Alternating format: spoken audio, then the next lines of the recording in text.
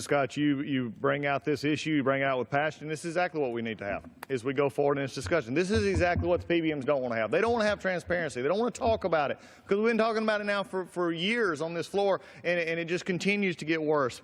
In fact, the Prescription Drug Price Transparency Act that we're getting ready to introduce, and you're a part of, and others, just the other day, they're already trying to undercut this bill. I recently saw an interview with Merritt. He's the CEO of PCMA, the trade group for PBMs. The article misrepresented PBM's role in the marketplace. Now, that's a shocker, really. Distorting the facts to protect PBM's ability to continue profiting at the expense of beneficiaries and taxpayers. So tonight, let's have a little fact check. Let's look at this. The claims by Mr. Merritt versus the truth. First, Mr. Merritt claimed that PBMs play an important role in negotiating price discounts in order to pass those savings along to customers. In fact, what he said was, we have an interest in lower price and bigger discounts, and we're going to negotiate the most aggressive discounts we can. Well, it is true that PBMs do effectively negotiate huge discounts. However, the patients never see this discount. Rebates reflected in their prices or out-of-pocket cost. These rebates and discounts merely pad PBM's profit margins. They do not increase patients' well-being. This lack of transparency allows PBMs to receive massive rebates and refuse to pass those savings along to consumers or customers. In fact, what is interesting, there is proof that transparency in MAC pricing saves more money than the PBMs are willing to admit. You want an example? Let's look to Texas. Texas has one of the oldest MAC-style laws. Texas passed MAC transparency legislation similar to the Prescription Drug Price Transparency Act in 2013 of June. Now, here we go. Mark, explain this one. Since Texas passed their law, their Medicaid fee prescription drug expenditures for the top 100 drugs fell from $219.54 per prescription to $91.32. Yep, you're doing a good job negotiating for your bottom line. What else does he say? Number two, Merritt tries to distort the purposes of the Prescription Drug Transparency Act by drawing concerns to transparency in the drug marketplace.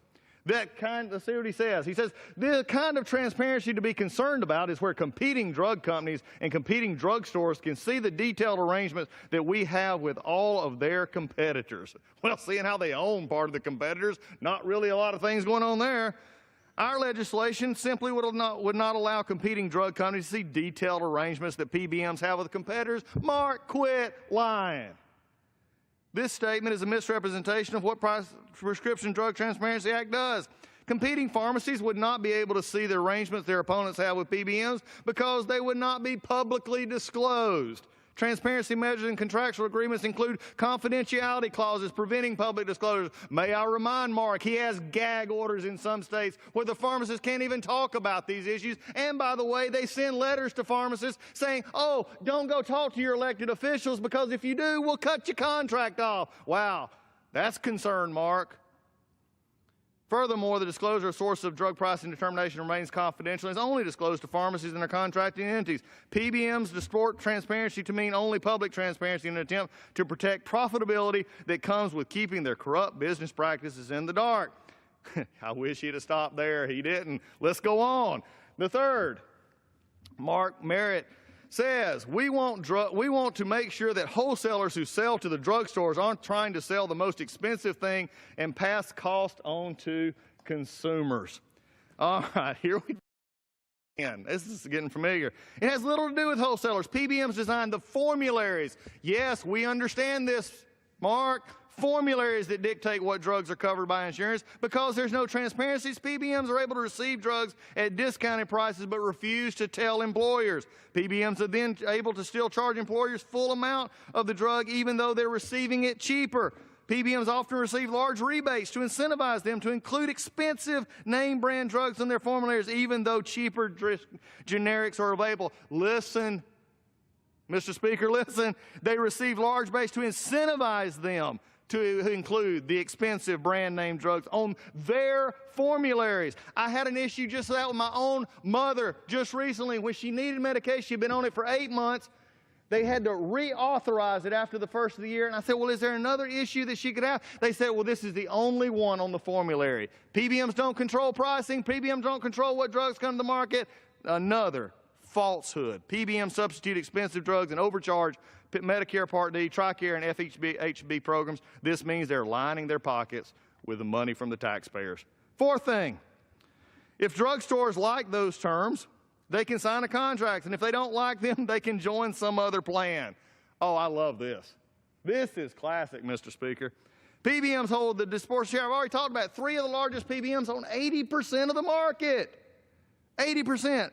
Because PBMs have stranglehold on the market, community pharmacists cannot stay in business without being forced to contract with them. It forces community pharmacists to sign take-it-or-leave-it contracts with anti-competitive and unfair provisions and from transmitting it with a written consent. These are just crazy. I mean, I had one of my pharmacists who was on their plan, actually had a letter sent to their customers who said, you're no longer on the plan. He called the PBM. The PBM says, no, you're still on the plan. He said, then why did you send? I said, oops, must have been a mistake. He said, well, why don't you send a letter out telling them that they're wrong? They said, oh, we don't do that. That's on you. Yeah, because all you want to do is keep the money. Follow the money, Mark. It's easy. I understand running a trade association is tough, but at least be honest about it. The last thing, community pharmacists typically are paid more by plans because there is not as much competition. Well, 5 for 5. Community pharmacists in Northeast Georgia and across the United States are under constant threat of going out of business because of PBMs. PBMs exploit the market, prey upon community pharmacists using spread pricing and retroactive DIR fees. PBMs also use a disproportionate share of the market to steer patients to pharmacies they own themselves. The Prescription Drug and Transparency Act is vitally important to improving fairness and transparency in the healthcare system. Community pharmacists must be kept in business, and patients should have the choice to receive care from their local pharmacists. Community pharmacists might be afraid to stand up to PBMs. Community pharmacists many times are basically scared into submission. I've stood on the floor of this house many times. My pharmacist can't speak, but I can. And I'll remind the PBMs one more time, you can't audit me. You can go audit for profit, which you do every day. You can go hit them, but you can't hit me.